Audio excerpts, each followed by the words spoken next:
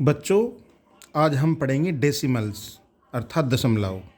दशमलव होती क्या है? देखो, हम अगर कोई भी नंबर्स लेते हैं तो उसे भिन्न के रूप में एक्सप्रेस कर सकते हैं या लिख सकते हैं। जैसे 3 है, हम 3 को लिख सकते हैं 3/1 यानी 3/1, जिसमें 3 ऊपर वाला अंश होता है और नीचे वाला हर होता है। अंश को न्यूमरेटर बोलते हैं और हर को डिनोमिनेटर्स बोलते हैं। ऐसे ही 5 को लिख सकते हैं 5/1 यानी 5/1। 5 इसमें n है और 1 इसमें डिनोमिनेटर यानी d है, हर। 9 को भी 9/1 यानी 9/1 लिख सकते हैं। 9 इसमें अंश यानी न्यूमरेटर है और 1 इसमें डिनोमिनेटर यानी हर है। And so on. ऐसे हम बहुत सारी संख्याओं को यानी इनफाइनाइट नंबर्स को इस तरह लिख सकते हैं फ्रैक्शन के रूप में। अगर इन सभी संख्याओं का हर यानी डिनोमिनेटर 10 या 10 का गुणज अर्थात 10 या 10 का मल्टीप्लायर हो, जैसे 10, 100 या 1000, तब हम लिख सकते हैं 3/10 को लिखेंगे 0.3। इसमें होता क्या है कि जो ये बीच वाला जो पॉइंट है इसको हम बोलते हैं डेसिमल पॉइंट, और दशमलव से जो पहले वाला पार्ट होता है उसको बोलते हैं व्होल नंबर्स पार्ट यानी पूर्णांक, और जो दशमलव के बाद वाला अंक होता है उसको बोलते हैं डेसिमल पार्ट यानी दशमिक अंक होता है ये वाला। ऐसे ही अगर हमारे पास 5/10 हो तो 5 को लिखेंगे 0.5। देखो 3/10 तो 10 में एक जीरो है, तो जो हमारे पास डिजिट होती है उसके एक अंक बाईं ओर ये पॉइंट लगाते हैं जिसको हम दशमलव बोलते हैं। ऐसे 5/10 है तो 10 में एक जीरो होती है, तो 5 के बाईं ओर यानी एक डिजिट छोड़ के हमें ये पॉइंट लगाना है। ऐसे ही अगर हमारे पास 9/100 है तो 100 में 2 जीरो होती हैं।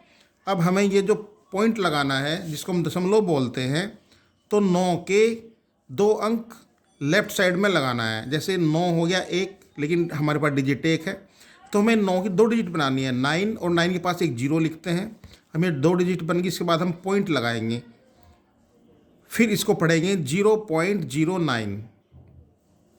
अच्छा, पॉइंट के पास ये जो जीरो होती है जिसे हम पूर्णांक बोल रहे हैं, तो क्या लगानी ज़रूरी है? नहीं, ज़रूरी नहीं है, लेकिन फिर भी इस पॉइंट को स्पष्ट रूप से दिखाने के लिए हमें इससे पहले एक जीरो लगानी पड़ती है, ताकि हमें पॉइंट जो है इन दोनों के बीच में बिल्कुल स्पष्ट क्लियरली दिखाई दे। हमारे पास इसी तरह से 12/1000 यानी 12/1000 है। अब 1000 में जीरो की संख्याएं कितनी होती हैं? 3 होती हैं, 1, 2, 3। तो हमें भी 12 में पॉइंट लगाना है, लेकिन लेफ्ट साइड में 3 अंक छोड़कर। अब हमारे पास 1 और 2, 12 में 2 ही अंक होते हैं, तो 3 हमें अपनी तरफ से बनाने हैं। 1, 2 और एक ये 1 और एक 0 बना दी, तो अब 1, 2, 3 डिजिट हो गए। अब इस पॉइंट को हम यहाँ लगा सकते हैं। इससे पहले जो पूर्णांक में हमने 0 बनाई है ये डमी है, डमी यानी झूठी।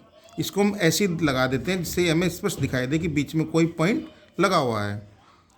ये जो बीच में पॉइंट लगा होता है इसी को हम डेसिमल बोलते हैं। नेक्स्ट क्या है? देखो, अगर हमारे पास नया नंबर कोई 356 है, अगर इसका हर डिनोमिनेटर 100 यानी 100 हो, तब हमारी भिन्न जो फ्रैक्शन बनती है वो 356/100 यानी 100, 356/100 होगी।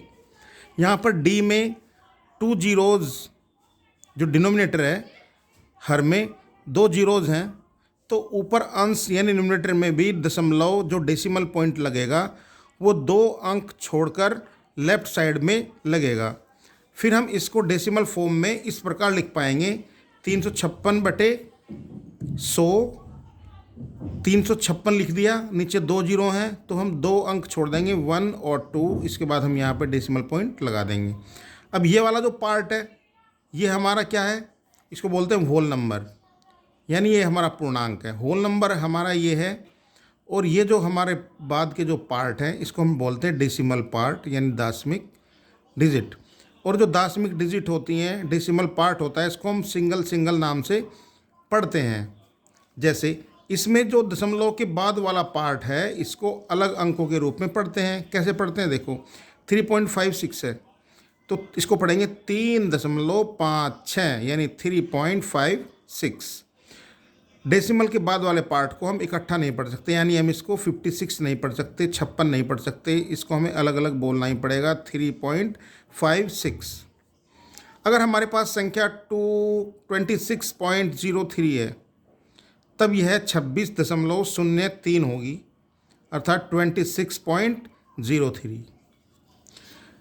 पॉइंट से पहले वाले नंबर, लेफ्ट वाले नंबर हमेशा क्या कहलाते हैं? होल नंबर होते हैं। तो इनका हमें पूरा नाम लेना होता है, जैसे 26, 30, 35 जो भी नंबर होगा उसका हमें पूरा पढ़ना है, जो भी संख्या होगी।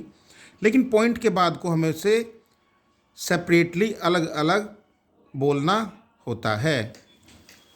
जैसे 56.234 है, 56.234 है तो 56.234 पढ़ेंगे, 56.234 होगी। 3/10, अब देखते हैं कि 3/10, जो 3/10 है उसको हम, आप जानते हो कि इस तरह लिखेंगे 0.3, तो 0.3 हम इसको यानी 0.3 पढ़ते हैं। इसके बाद हम देखते हैं इसमें प्लेस वैल्यू।